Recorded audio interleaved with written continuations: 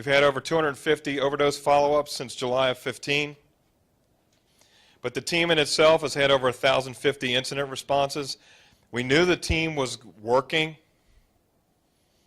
There was, and this is, I apologize to you that aren't police and fire, because I'm going to say this is really cool, but it might sound a little bit not so cool. But it was a double stabbing, double overdose.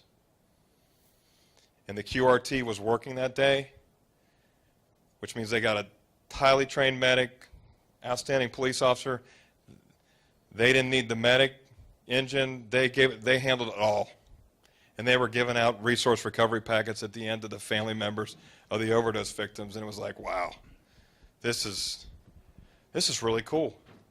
Because they're jumping out of the car, medic's got his gear, he's rolling, he's dealing with the stabbings, the police officer's dealing with the domestics, dealing with he's got it all. They handled it all. And they called me afterwards, this is just awesome. So it was a demonstration of working cooperatively, handling what was in front of you, and putting the other resources back to bed, so to speak, so they could be available for that next emergency that came alive, that happened. So the 1,050 other incidents, whether it be the heart attacks or the robberies or whatever the case may be, they're handling it, and they're having a good time at it. Yes, sir? So a couple of quick questions, like just before and after. So you talked about the resource recovery packets, OD follow-up. Is that stuff you were doing before, or is that new approach to what I guess Meloy? We'll talk about that, but the takeaway from our June event was we got to do something. There's a bridge that needs to be created for families to get from the overdose to treatment. What can we do today before we develop whatever we do? And it's put together what we call the resource recovery packet to give information to families at the time of the overdose so they can say, okay, now I don't have to Google this. It's 0.08 cents a page, 4 pages, 3.2 cents. I think we can afford that. Let's burn some copies. Every police officer, every medic, when they went out and handled it, they left that with you. So at least we knew we could look people in the eye and say we're doing something. Well, we're building the model, so this was that. And Greg shared with me your recovery packet for your communities. It's fantastic. It's a great opportunity. Again, you can walk out knowing that I can do something different tomorrow than what I was doing today, and look in the mirror and say, at least I did something. Because we're built that way. We don't like walking away from things without having any kind of answer. Because people look to us for help, and how times we don't like to say, I don't know. So let's give them something that we can answer that question and say, you know what, here, this might help you. And we knew we were winning when they started coming back and saying, thank you.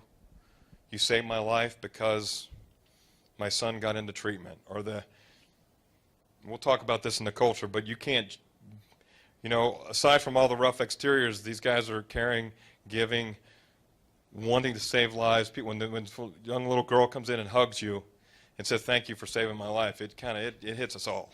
So as hard as you are against this issue, this is a real thing, and we can make a difference. Now here's the number that the experts tell us is 250 plus investigations. When we're there within 3 to 5 days and we make a face-to-face, the percentage of people getting to treatment is 80%. 3 to 5 days. The overdose. If we arrive 3 to 5 days of the overdose, 80% of the folks are getting into treatment. Yes, sir? What percent do you reach in the first knock? Do you have a rough idea of that, Nan? I'll give you I'm coming to you. Yeah, we're going to talk a lot about the implementation, and I think all of us feel like we would certainly be open to any additional practical consultation that people have.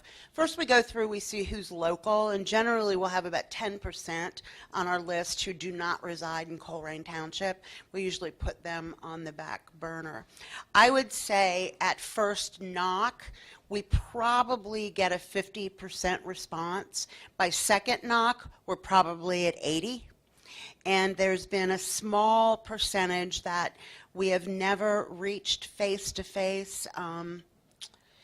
what I've come to learn is many of them are also dealers. And so, because you hear the stories, they're not the kind of people that are going to readily respond. But it is incredible. I'm just going to say this one thing, and then I'll save the rest for implementation. They now expect us to come because they're told on the overdose that they will, Colerain's going to help you. So there's very little resistance to opening the door. And it is shocking, I think, especially to law enforcement. But when they realize you're there to help, they're like, come on in. Well, in fact, in answer to that, we've had overdose folks bring their friends to be there when we came. So it's not just the person who suffered from the overdose, it's their friend or girlfriend or whoever it might be. So it's kind of taken on its own traction in respect to that first knock. But the little things often find, and Nan will probably share, but here's the thing that I took away. Again, it's not my area of expertise, but sometimes it's the smallest of things. It's the handwritten note to let you know we were here. She will write those handwritten notes to just, rather than leaving a business card, kind of sterile, she'll and use their name and give them information to call. And it's just a personal touch. I mean, again, we're talking about low esteem, low self-confidence. Where do they stand in their picture in the world right now? And they can't believe that you're giving yourself the time. Now they have had to make several trips to certain people, and and they'll talk to them. If you refuse help the first time, doesn't mean we don't come back. Would that be fair, Shauna? We don't just say, well, they gave up, we're not helping them. They'll continue to work through them, and they'll bring them out, which in lieu has brought out 2 additional folks from the team from the Addiction Services Council to operate at one of our satellite stations. From the police department, we have a main station. We have 2 other satellites that we operate from, and they'll bring out their team to do some on-site further triage work and assessment work and things of that nature, so these guys can go back out and find the other folks that they need to make contact with. So we've kind of built the teams dealing with the response, because initially we said, we'll stay with you for a year after we make contact with you. I mean, we didn't know any better. So that sounded good. It sounded like it was a commitment to stay engaged. Well, there's no year. I mean, I think you've built these kind of relationships, and you've built this, and they've built a trust in us that there's no time frame on being available to assist these people. Because what's evolved over time is you might work the QRT on Wednesday, but you go back to your firehouse, you go back to your patrol car, these folks will seek you out. They've stopped our police officers on the street saying, I'm ready. You came by, I'm ready. Will you get me to? And then we're calling Nan and Shauna at 10 o'clock at night, and they're working their business.